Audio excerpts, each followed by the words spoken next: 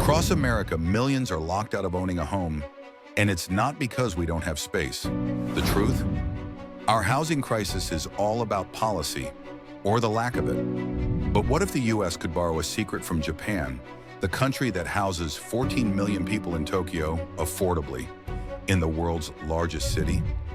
Today, we're diving into how building smarter, regulating less, and thinking differently about homes could finally make housing affordable for everyone. Stick around, because what you're about to learn could change how America lives forever.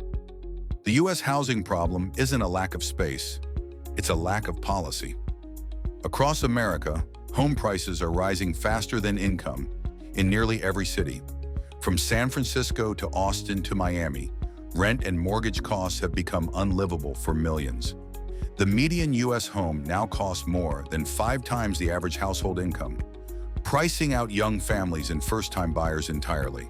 But here's the twist. It's not because America doesn't have land. It's because we don't build enough homes. And the ones we do build are often designed for profit, not for people. Japan faced the same problem decades ago.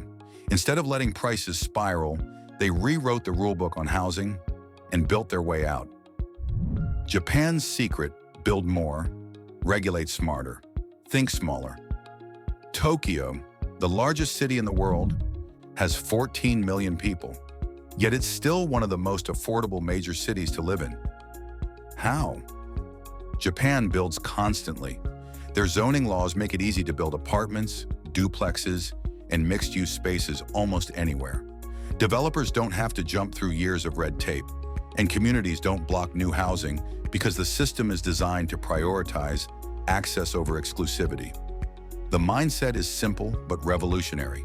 Houses are not sacred objects. They're products. In Japan, homes are built to last 20 to 30 years, not forever. They're treated like cars, designed, used, depreciated, and replaced. That means instead of protecting aging, inefficient homes, Japan rebuilds them, creating constant supply and keeping prices low. How the US could apply Japan's model without losing its soul. So what would happen if America did the same? First, we'd need to rethink zoning. Nearly 75% of residential land in the US only allows single-family homes. That's a massive waste of space.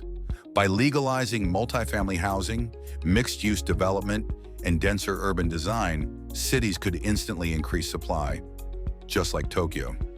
Second, the US could adopt streamlined building approvals. In Japan, a new home can go from plan to completion in months. In the US, it can take years because of overlapping regulations, local opposition, and complex permits. Third, the US could treat housing as a depreciable commodity, not a speculative asset. Right now, American homeowners rely on property appreciation as a financial safety net, but that turns homes into investment vehicles, not places to live.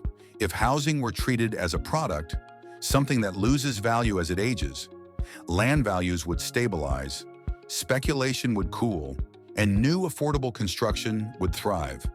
It's not about destroying wealth, it's about creating opportunity, giving more people access to housing without inflating prices for everyone else. The benefits: lower costs, more freedom, stronger communities. If the US built housing at even half the rate Japan does, home prices could fall 30 to 40% within a decade. Renters would finally have options. Homeowners could upgrade instead of being locked into one property for life. And cities would evolve naturally, adapting to population shifts and economic needs. More supply means lower costs. Lower costs mean stronger families. And stronger families mean a stronger nation. But perhaps the most important lesson from Japan isn't just about construction. It's about mindset. Housing should be built for living, not for hoarding. For people, not portfolios. For stability, not speculation.